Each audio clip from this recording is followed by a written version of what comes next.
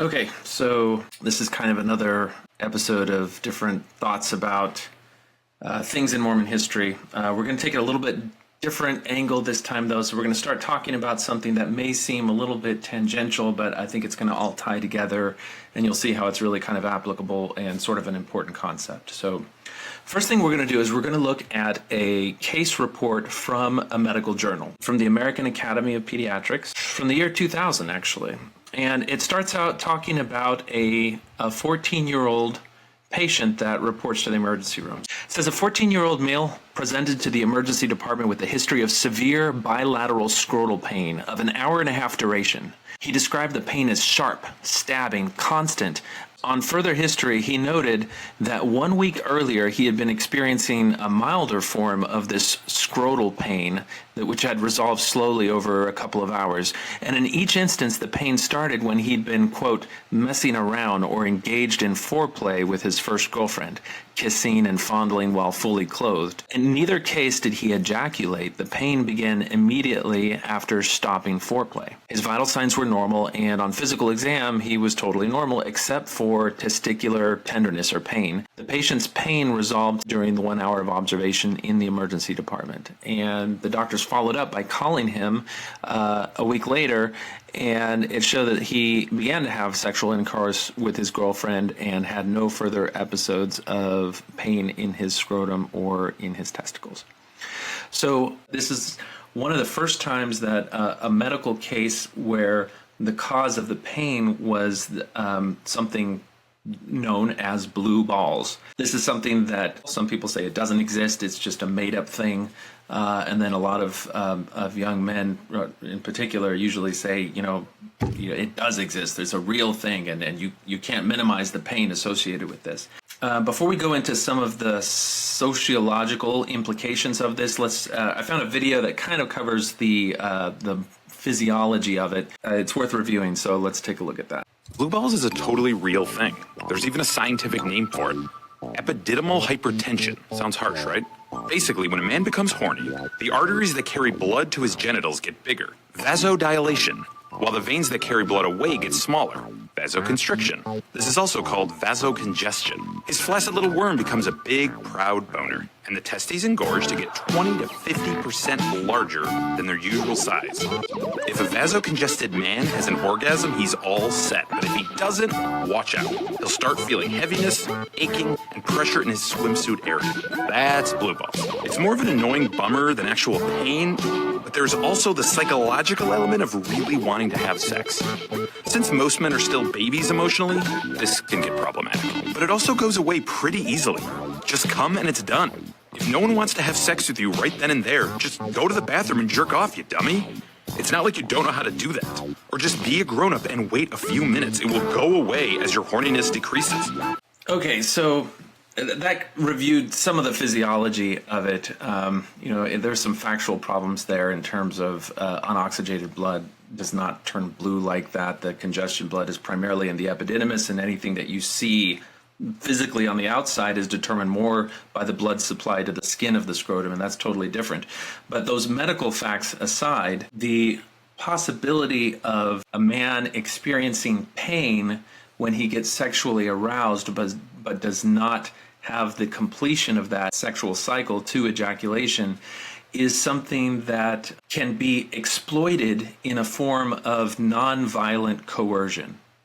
And what I mean by that is, let's take an imaginary situation where you have a young man who is getting hot and heavy with his girlfriend, and his intention is to go to complete sexual fulfillment.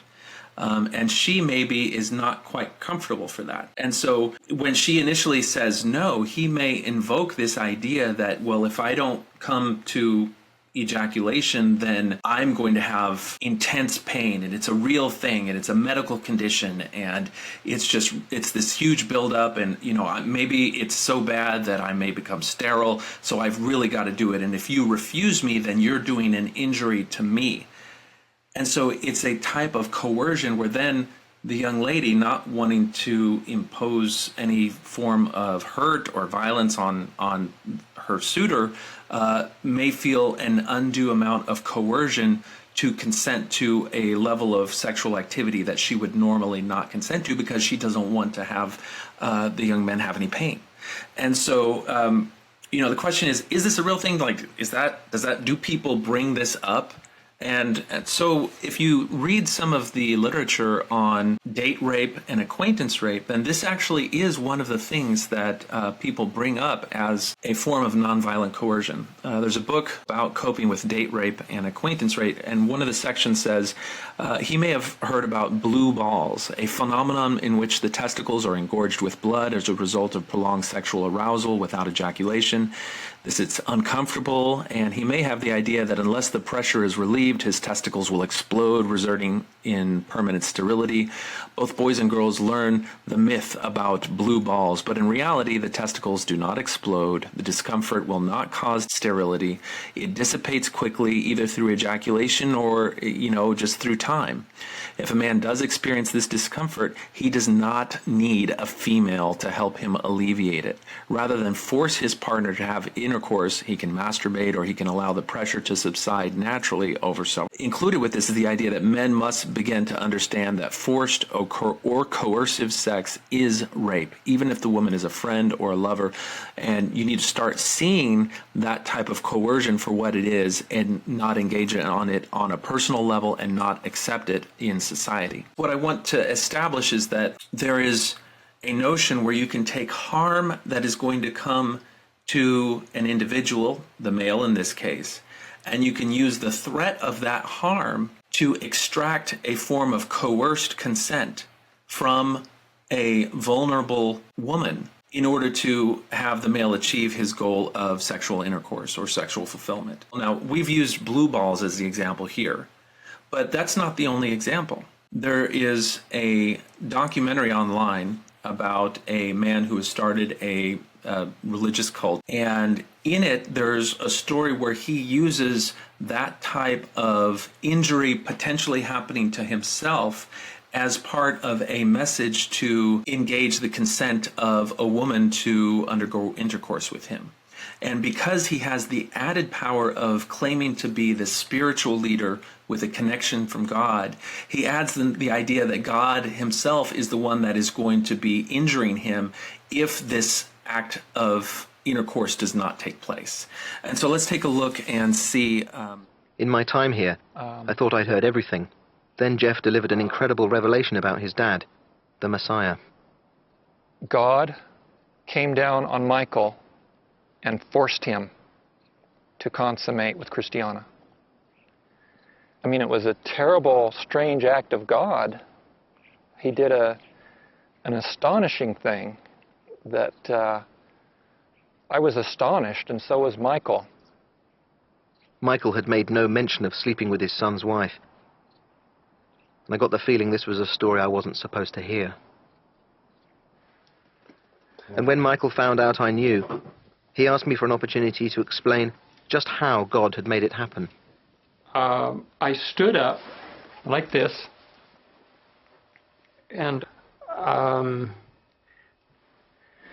suddenly I was forced down on the floor, and I had to get down. I was down just about like this,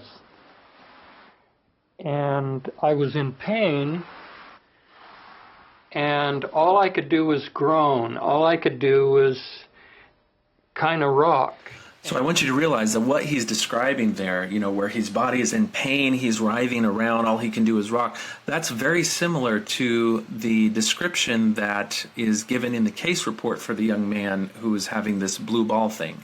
Now, that being said, we heard the son say that basically God was the one that told this Messiah figure, this cult leader, that he was able to go outside of the bounds of normal sexual relations that society accepts and engage in intercourse with his daughter-in-law. And it was because of this threat of harm to him as the Messiah that he was able to get this consent that he would never have been able to get in any other way. If you watch the full documentary, he's surrounded by all of these people who really look to him as a prophet and a Messiah, and their whole lives are dedicated to his work. And so to sacrifice themselves for him to accomplish what he says God wants for him and for their movement is almost a religious right for them. And so he has that type of control over his followers. So let's see how it finishes here. And I started seeing that the consummation with Christiana was imminent, and I was going to be, I was going to have to do that. Now, you know, it's always hard when you see these situations. You have the religious leader who's brought every force that he has to bear. He's brought his theology, he's brought messages from God, and he's brought this threat of personal injury to him if something doesn't happen. But you always have to get the consent of the other side. And we, on the outside, we look and we're like, who's going to agree to that? There's like no way that they would agree to that. And so now the daughter-in-law is going to talk about how she came to accept it.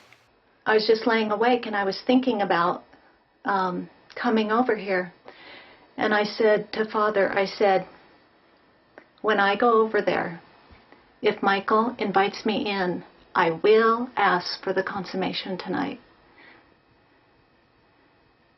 So was it just a single occasion, this literal physical consummation? No, it wasn't. But you consummated more than once? Yes, yes. Yes. Why is it necessary to consummate more than once? Could you not answer that question yourself? When you marry a wife, do you consummate only once? Does she stop being married to you after your wedding day? The world, they would look at it a different way. You know, they would just see that an affair happened or something. But that's not what happened. So we on the outside look at that scenario where you've got a man claiming to be a Messiah who says that God is going to incur this pain, this physical pain on me if we do not have this sexual interaction. And then having his follower who's been indoctrinated with the idea that he's the Messiah figure, feeling like it's a spiritual fulfillment of her role to consent to that, especially when there's this threat of harm to him if it doesn't happen. And at the end, when she says that, you know, she was going to ask for it, they have the error. They say, oh, well, it's consensual, so there's no problem. But consent is not the only issue. There has to be an ethical means of obtaining consent, and it has to be through informed consent, and there has to be no exploitation involved, and all of those things are part of what we just witnessed. The message at the end is that, you know, people in the outside world might see that there was just an affair or adultery that happened, but that's not what it was. And the reason they can say that is because they've got this religious framework around it, and it begins with the idea that God's laws are higher than man's laws, God's ways are different from man's ways, and so they can find a justification for it. Now, anyone who's familiar with Mormon history will see that there's some parallels there. One of the things that will be frequently invoked when you read about Joseph Smith and the way that he obtained consent from some of the women is that there was an angel with a drawn sword who was going to slay Joseph if he did not proceed and advance the doctrine of plural marriage. And this was actually acknowledged and included in the Gospel Topic essay on plural marriage in Kirtland and Nauvoo. And let's take a look at exactly what that essay says. When God commands a difficult task, he sometimes sends additional messengers to encourage his people to obey. Consistent with this pattern, Joseph told associates that an angel appeared to him 3 times between 1834 and 1842 and commanded him to proceed with plural marriage when he hesitated to move forward. During the 3rd and final appearance, the angel came with a drawn sword, threatening Joseph with destruction unless he went forward and obeyed the commandment fully. Fragmentary evidence suggests that Joseph Smith acted on the angel's first command by marrying a plural wife, Fanny Alger, in Kirtland, Ohio, in the mid-1830s. Several Latter-day Saints who had lived in Kirtland reported decades later that Joseph Smith had married Alger, who lived and worked in the Smith household, after he had obtained her consent and that of her parents. Little is known about this marriage, and nothing is known about the conversations between Joseph and Emma regarding Alger. After the marriage with Alger ended in separation, Joseph seems to have set the subject of plural marriage aside until after the church moved to Nauvoo, Illinois. So there we can see that the message that there is some form of harm that is going to come to Joseph if he does not advance the doctrine of plural marriage was a part of the Mormon story, and the church with this essay is acknowledging that it did happen. Joseph was surrounded by his followers who all held him as a prophet, as a man of God, and they believed that the things that he said were from God, and that he had a special calling as the prophet of this dispensation and a work to do. And so if he came to them, if he included this message that if you don't consent, then I may be subject to being destroyed by an angel with the sword, that is a form of nonviolent coercion that is no different than the idea that in a date rape situation, a man says, come on, baby, we've got to go all the way or else I have blue balls and I'm going to have a lot of pain and it's going to be your fault. Or this prophet that we saw in the cult video where, he was on the floor writhing in pain and God was going to give him pain if the consummation didn't happen. In this case, we've got Joseph Smith with the message that if you don't consent, then the angel with the drawn sword is going to destroy me. In each case, there's this threat of violence to the person that is exploiting a vulnerable person. And in Joseph Smith's case, you have a well-meaning, pious person who holds Joseph in great esteem and doesn't want to be responsible for the man of God, the oracle, the voice of God being destroyed. And so there's an element of coercion that nobody else could bring to bear on that type of situation, on that relationship. When we see the essay try to normalize that concept by saying that it's an established pattern that God sends his messengers to try to get his will done. That is a form of defending the indefensible in a way that gets people to accept a pattern of abuse that can then be exploited by church leaders in the future. And so this notion of an angel with a flaming sword is such a toxic, reprehensible idea that there should be no excuses, no rationality, no degree of acceptance. The only thing that message, that being included in a courtship scenario or a courtship environment, because remember, at that time, the culture was that he would really only have legitimate sexual access to women if there was this religious construct around it. And so he couldn't just say, hey, baby, let's get it on. Most of the women that he approached would never even consider doing that unless there was a form of legitimacy that would be brought to it by having a marriage ordinance. And so, having this idea as a part of any form of a request for consent is simply perpetuating notions that would justify date rape that are just completely wrong. And any young women that study this should see it as an example of when you encounter somebody trying to use this nonviolent form of coercion to obtain consent for sexual activity, that you need to run and do not trust this person at all, because they are not respecting your autonomy, your safety, your consent. If Mormons bring this idea that it's okay that Joseph did all these things because God sent a messenger, you can say, no, this is an established pattern that is tantamount to rape, if not overt rape, because it violates legitimate consent on the part of the women who are being exploited for their vulnerability to not wanting to hurt other people.